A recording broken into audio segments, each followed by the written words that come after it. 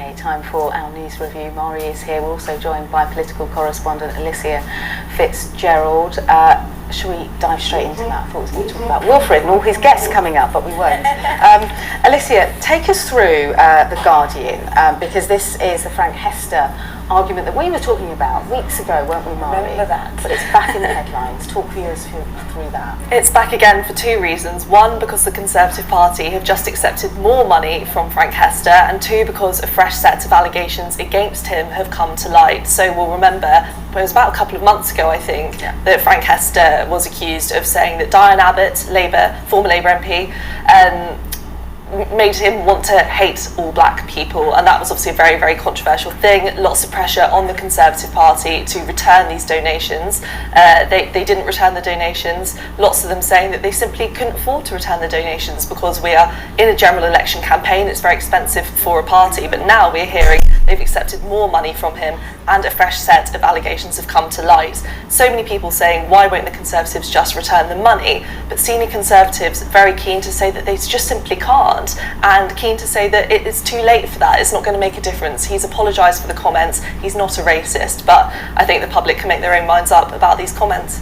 Yeah, I didn't expect it to still be in the headlines, Mari, but I guess it will for some time to come. I mean, partly it's because the Electoral Commission released the data yesterday morning, and so we found out that in Q1 of 2024 they'd received another, over 5 million from Frank Hester, and as you explain, after the allegations had come to light, the party then accepted about 150,000 more.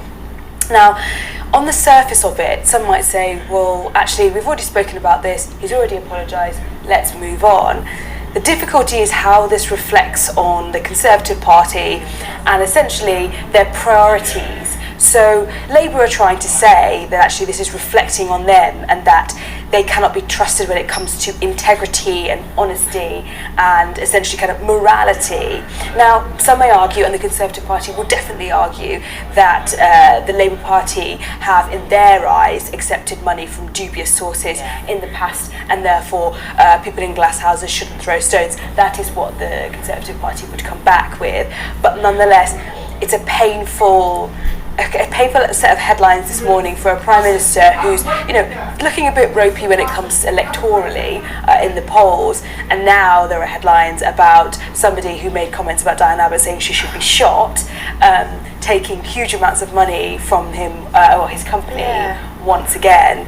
And I think it will just potentially frustrate maybe a certain group of voters who feel that they want the Conservative Party to kind of go back into the centre ground and back into what they feel is more kind of one nation compassionate conservatism, where things like this potentially matter.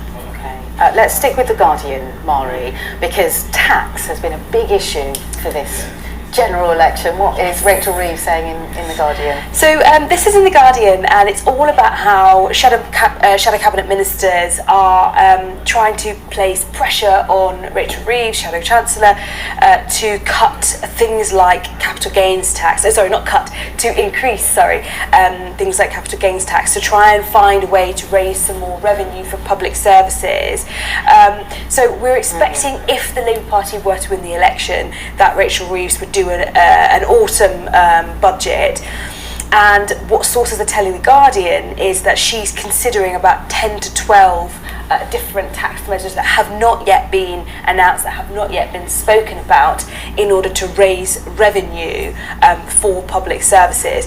And what they're talking about here, they've got a quote from a source saying Rachel, between 10 and 12 measures is looking at, but also they're saying she wants this doctor's mandate where she's going to basically take a look at the public finances if she wins, and then she's going to say things are looking pretty dire, we need major surgery, and then use a kind of kitchen sink approach where she gives all the bad news in one go, and then it's all, rip off the plaster and then we move on. I'm not sure what's better. I'm not sure. Alicia, talk to us about, this is in the Telegraph, and reform, nipping at the heels of the Conservative Party. Can we call that the Nigel Farage effect? I mean, it's been a week. No, it's been less than a week since he announced he was going to stand as a member of Parliament in this next election, and we are already seeing a really big boost in Reform's polling. And this is going to be a massive scare for the Conservative Party. Now, this poll reveals that people over 55 are now more likely to vote for Reform UK than the Conservative Party.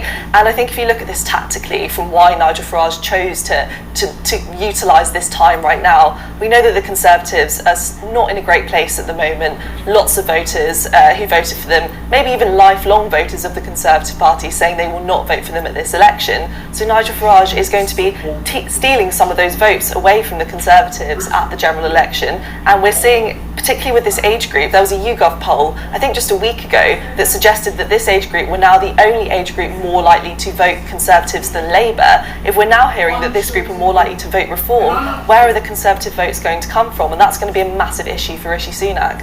And where does that leave the Conservative Party after this election is going to be a big question, isn't it? Big existential question for the Conservative Party at the moment, yeah. Okay, Mari, you've picked another story this time. It's the Daily Mail. Talk us through this. No, this is the Times, Oh, okay. and this is all about the Green Party. So the Green Party have been accused of basically having some dubious candidates in their kind of election list. The deadline is today, let's not forget, so things are getting pretty tight for the Green Party. And essentially, what the Times is reporting is there's this dossier of 20 candidates for the Green Party who have allegedly shared offensive material online, specifically around the conflict between Israel and Gaza, and Israel and Hamas, really, I should say. And so the Green Party spokesman has said these allegations are serious, they're being treated as serious, and also that obviously the deadline is today and they are looking into the final candidate list before then. But interestingly, in some of the comments that have been shared, some would argue really quite concerning, but also they're talking about the local elections.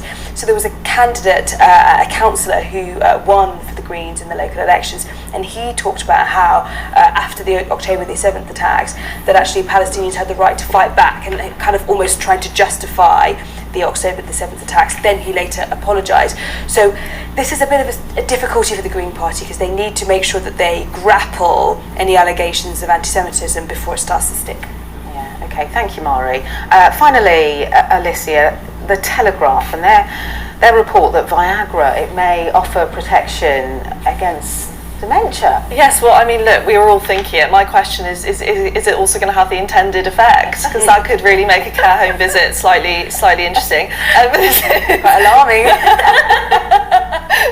This is a really interesting scientific, jokes aside, it is actually really interesting, because it's the data has found that the increase of blood flow caused by Viagra actually stimulates the brain as well. Yes. So they're saying that if this is successful, they could find a way to use the active ingredient in Viagra and make it into medicine to help this, and that could be a really big breakthrough. Sounds strange on face value. Hey, whatever works, just depends on the side effects, Yeah. isn't it?